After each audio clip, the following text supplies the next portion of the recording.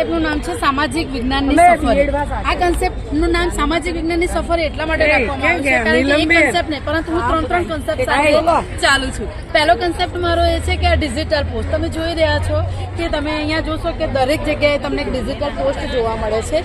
એ મેં 2024થી સ્ટાર્ટ કર્યું છે અને 2026 થયા છે ત્યાં સુધીની મારી દરરોજની એક ડેઇલી પોસ્ટ હોય છે કે જેમાં બાળકોને નાનું સમજાવવાનું એમ. સામાજિક વિજ્ઞાનમાં બહુ લાંબા પ્રશ્નો હોય છે જેને શોર્ટ કરીને 6 થી 8 કન્ટેન્ટ દેવામાં આવે છે જેમ કે નકશો અને તેના પ્રકારની વાર્તા મોકલાવજો, હું નહીં લેવાની.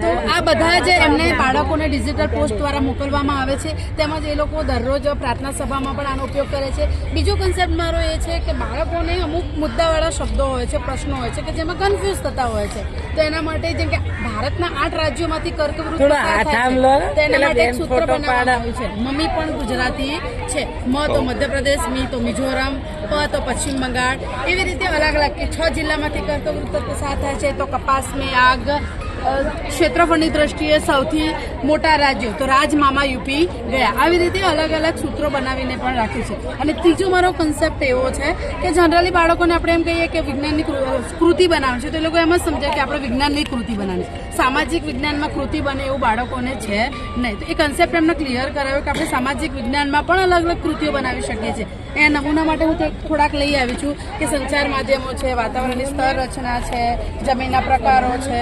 તો આવી રીતે બાળકો એ કન્સેપ્ટ સાથે ચાલે છે અને સાથે સાથે આ બધાનું પરિણામ માટે મેં એકમ કસોટી લીધી છે. એટલે તમને એવું લાગશે કે એકમ કસોટી હમણાં તો કઈ બેન વળી કઈ નવી એકમ કસોટી લઈ આવેલા. આ એકમ કસોટી એવી છે કે જેમાં મારે કશું નથી કરવાનું કે બાળકો જાતે જ પેપર બનાવે છે, જાતે જ પ્રશ્નો ચેક કરે છે, જવાબો ચેક કરે છે અને જાતે જ એનું પરિણામ લાવે છે. તમે અહીંયા જોઈ શકો છો કે 15માંથી 11 માર્ક્સ, 15માંથી 12 માર્ક્સ, એવી રીતે અલગ અલગ 15માંથી 11 માર્ક્સ અને દરેક ધોરણની અલગ અલગ ટેસ્ટ છે ચેપ્ટર વાઇઝ. એટલે બાળકોને પણ અને બાળકો શું મારે પેપર નથી ચેક કરવાના, બાળકો એકબીજાના પેપર ચેક કરે છે. એટલે બાળકોને એમાં પણ કોમ્પિટિશન થાય છે કે આને આવું પેપર લખ્યું હતું, આને આટલા માર્ક્સ આવ્યા છે, આને તો આ ભૂલો કરી હતી. એટલે બાળકોને એ પણ ખબર પડે છે કે આપણે પેપર લખતી વખતે ક્યાં અને શું ભૂલો કરીએ છીએ તો એ પણ સુધરી જાય છે. અને અત્યારે સામાજિક વિજ્ઞાનનું પરિણામ મારું બહુ સરસ છે.